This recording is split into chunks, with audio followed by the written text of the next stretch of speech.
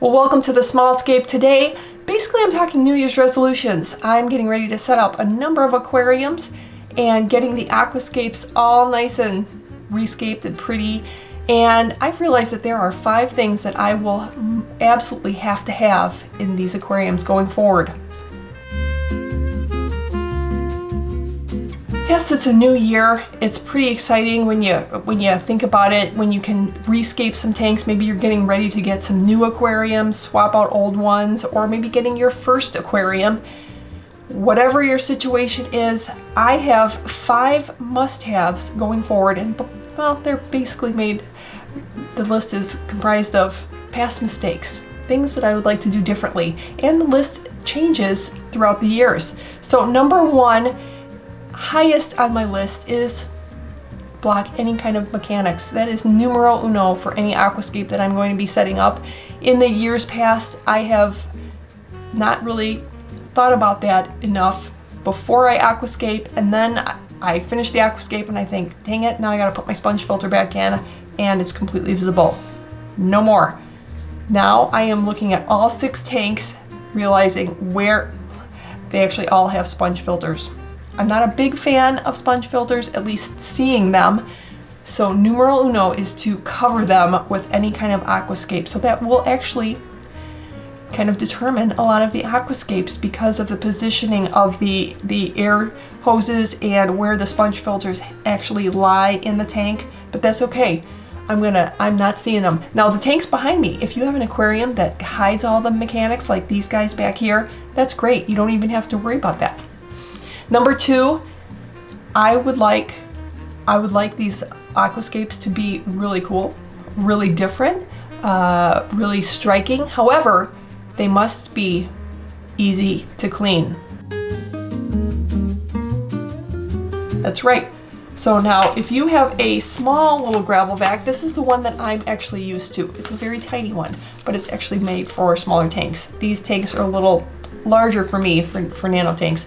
They're large, and I'll be using larger gravel vacs, but you always want to make sure that wherever you're wanting to clean and maintain the substrate, especially if you have a light colored substrate, sand, you want to make sure that wherever you're seeing there that you can fit your gravel vac in. So the gravel vacs that I'm actually using on the bigger tanks is going to be even bigger than this one. So I need to keep that in mind so that I can keep the substrate looking all nice and neat. And another thing that I usually do is I put the hardscaping too close to the front glass. Don't be like me. Bump it back, make sure you have plenty of room to get your gravel vac through there, and even do any kind of maintenance for your plants. Just don't be like me. Number 3 is I'm going to make sure that the viewpoint that I have into the aquarium is optimal for whatever aquascape that I choose. So, and this may not apply to you, well it may, if you don't have stacked tanks. The tanks that I have, it's 3 rows, they are stacked, so the viewpoint down into a tank, I probably won't choose the same aquascape as I would as if I'm looking up into the tank, namely floating plants. I would probably use a lot more floating plants in that top one because it kind of gives you like a fisheye view, and you can look up and look at the roots, or even if it's at eye level, you can appreciate some roots hanging down. But if you're looking down to a tank, if you happen to have tanks maybe closer to the floor, you might want to keep that in mind and not have. The other thing is, other than floating plants, something like jungle val, which I really like to use a lot. It will grow up really tall, but then it starts draping over the water, and it will actually block your view if your tank is anywhere down below eye level. So I'm going to be changing some scapes depending on where they're located on the wall. Number 4, really a must-have for any aquascapes going forward for me, is I would like to make sure that I am highlighting the fish with the scape. Now it goes without saying, I'll say it anyways, you want to make sure that your aquascape is good for the fish that you're putting in there. So if you have a betta or something that's long finned, you don't want to have any very sharp edges to your rocks or your driftwood. You want to make sure any fish that really like a lot of cover and heavily planted tanks, if they feel more safe, or you're trying to kind of distract fish and their eyesight or their their sight between fish so you don't get any, you know, angry fish. And you want to make sure you have heavily planted tanks. That we're not talking about like safety of the fish or what's good for the fish.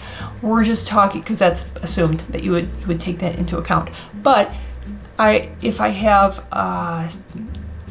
fish that are maybe, I'll give you an example, green kubutai, beautiful fish. For me, I wouldn't put a lot of green plants in the forefront, because when you see them swimming by, they're gonna blend in to the green plants. I may choose to put darker hardscaping up in kind of like the forefront, and then the plants along the back, and then the green kubutai would really kind of pop along that darker hardscaping.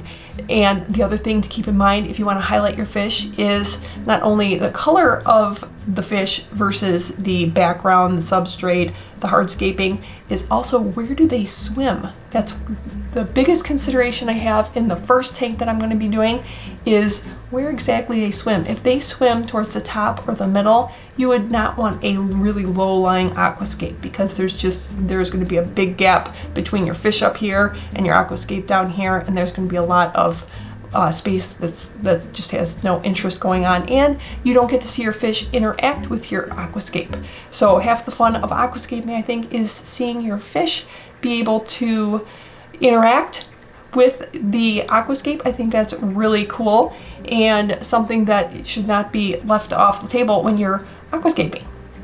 And the last must-have for my aquascapes going forward would be to include any bucket list scapes. So if you do have some tanks coming in, you're expecting to buy some tanks or rescape tanks, always keep in mind the bucket list scapes that you have on your agenda. Do you have ones that you've always wanted to do, or that you've seen at Aquashellas in the past or on social media that you said, oh, I really wish that I always had that? Well, I would consider that list before you set up another tank. Just don't get one set up real fast.